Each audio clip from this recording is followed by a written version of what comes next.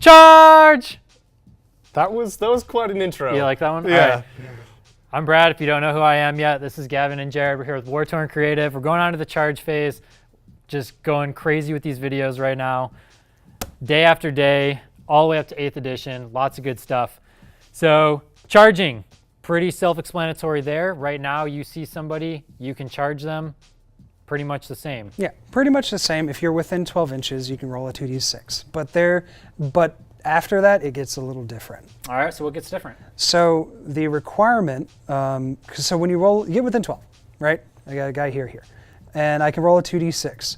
I only have to get a model within an inch. I don't need to go base to base. Right. So you're gaining an inch. You now can be basically within 13 inches. And as we talked about in the shooting phase, with pistols being only to engage, 1 inch is the engagement point. And that becomes a very crucial factor with how you move, with how you charge, and and when we talk about the fight phase, that also becomes really prevalent. So you really only need to get one model within an inch, and then everybody follows suit. But before we even get to that point, Overwatch is still a thing. Overwatch is still a thing, but it's got a little bit of a twist to it. Mm-hmm. So if I'm going to charge somebody, they could fire Overwatch on me. Let's say then I don't make the charge or they kill me.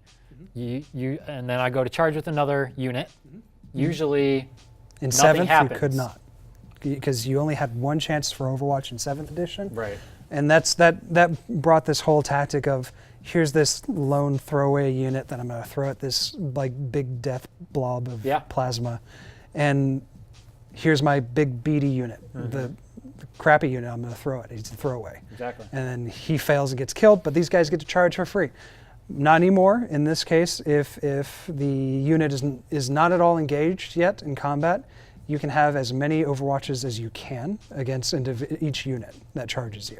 Until you're locked up in combat. Until you're locked. So, I mean, I'm excited about that. I have a very vivid nightmares of a game that we played, my Skitarii versus your orcs, and your mech left his group, charged my Skitarii with all Cognis weapons. Yep. I obliterated him, and then the war boss and his boys rolled up on me, and I just sat there and watched it happen. And it was, I get flashbacks every now and then. I'm looking forward to being able to at least take some pot shots off at the war boss next time. And just to clarify a little bit, like locked in combat would be once the fight phase starts, right? It's so if I charge at you, you could shoot Overwatch at all 3 units that are charging? No. So being engaged happens the second a unit gets within an inch. Okay. Which is a successful charge. The second a charge is successful and a unit gets within an inch, that unit is the defending unit is locked in combat, and as such they can no longer do Overwatch. Okay. But here's where the 1 inch becomes really important. If you were to charge, say there was 2 units, if you were to charge an individual unit, if there was no other way you could get within 1 inch of that unit and not within 1 inch of the other unit, that other unit gets to Overwatch. So you'll have this weird like Tau effect of supporting fire where you can make these weird bottle points where like if the only way you can get in is to get within an inch of both units. Okay. So both units get to Overwatch. And that's... So if you're within an inch, you're kind of getting pulled into that. Yeah, so if the end point is always going to be an inch between the 2 units, both units get to Overwatch. Because that's the defining factor is like, can this guy get into an inch of me? I can Overwatch. Okay. Right. So now if I charge in, well, let's say I'm charging in, somebody into a unit, but then my other unit, which I'm not charging into them, they just happen to already be within an inch. Mm-hmm. Are they then getting pulled into that combat? Like, are they getting pulled into that combat even though you don't want them to be in combat? If that happens within the charge phase, okay, because we'll talk more about the fight phase and how that gets involved. If that happens in the charge phase, that other unit getting pulled in gets to Overwatch. So there's another chance for that charge to maybe to fail.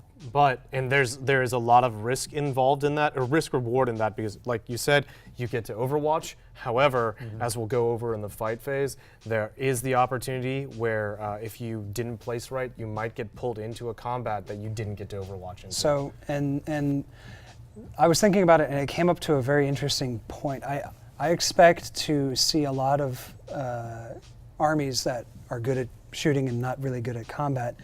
They'll start doing squad markings on their models to connotate unique units. And the reason why I say that is because you're going to start seeing people position units in alternating positions while maintaining coherency. So you have this big blob of 2 units to where if you charged one, you're always going to be within an inch of the other, and you're just going to get blown up. Right. So that's going to be an interesting tactic and a tip, something that I kind of want to try an eighth and see if that happens, because I'm a jerk. But I can start seeing that in the competitive scene where like squad markings are going to be important because it identifies units for you and the opponent, but it easily enables you to start mushing all your units together while maintaining unit coherence. So one more question is, it's only an inch within the enemy unit. So like if they're charging, if I'm charging you, and you have 2 units that are within an inch of each other, but over an inch from me, do they get pulled in any way to be able to shoot? Not in the charging. It's only within an inch of me for the charge. That's the charge. The second you come within an inch of any unit in your charge, Overwatch happens. Okay.